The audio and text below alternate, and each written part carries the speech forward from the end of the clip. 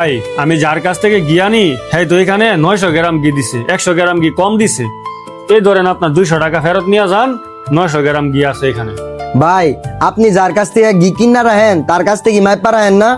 ভাই আমি যার কাছ থেকে ঘি কিনা রাখি হ্যাঁ আমি অনেক বিশ্বাস করি, কোন সময় এর কাছ থেকে ঘি আমি ওজন দিয়া রাখি না। হ্যাঁ আমার সাথে বেমানি করছে, সমস্যা নাই, হ্যাঁ সাথে আমি কথা বললানি মনে, আপনি এটা নিয়ে যান। আচ্ছা ঠিক আছে ভাই। ভাই এই ধরেন আপনার 1 কেজি ঘি। ও আচ্ছা, আপনি ঘি নিয়ে আসছেন, দেন মাপ দিয়া দেখি কতটুকু আছে এখানে। কি ব্যাপার, এখানে তো 900 গ্রাম ঘি আছে, 100 গ্রাম ঘি কম, ব্যাপার কি? ভাই আপনি আমার ওই দিনও ঘি দিয়া গেছেন, ওইখানেও 100 গ্রাম ঘি কম ছিল, আজকা ঘি দিলেন, আজকেও 100 গ্রাম ঘি কম।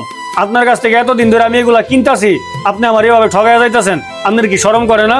আরে আপনি এগুলা কি কইতাছেন? আমি তো মাইপা 1 কেজি ঘি দিই, এখানে 900 গ্রাম হইব কিভাবে? ভাই এখানে 100 গ্রাম ঘি কম আছে, আমার চেয়ে পাল্লা এটা আপনি জানেন, আপনি কি পাল্লা দিয়ে মাইপ আনেন ঘি? ভাই আমার বাড়িতে তো ভালো বাট কিরা নাই, আমি যে আপনার কাছ থেকে 1 কেজি করে 2 ফুটা চিনি নিছি। আমার বাড়িতে পাল্লার মধ্যে এক সাইডে আপনার 1 কেজি চিনি রাখছি, আরেক সাইডের মধ্যে আমার 1 কেজি ঘি রাখি। আমি তো এইভাবে মাইপা আপনার কাছে না ঘি বিক্রি করি। তার মানে আপনি আমারে 1 কেজি চিনি দেন নাই, 900 গ্রাম চিনি দিছেন। ভাই আপনি আমারে 900 গ্রাম চিনি দিছেন, তার জন্য আপনি 900 গ্রাম ঘি ফেরত পাইছেন। আপনি যদি আমাকে 1 কেজি চিনি দিতেন, আপনি 1 কেজি ঘি ফেরত পাইতেন। এটাই দুনিয়ার নিয়ম, আপনি মানুষের সাথে যা করবেন মানুষ আপনাকে তাই ফেরত দিবি। আমাদের এই ভিডিওটা আপনাদের কাছে কেমন লাগছে অবশ্যই কমেন্ট করে আপনাদের মূল্যবান কমেন্ট বক্সে বলে যাবেন। আর যদি ভালো লাগে ভিডিওটা বেশি বেশি শেয়ার করবেন। ধন্যবাদ।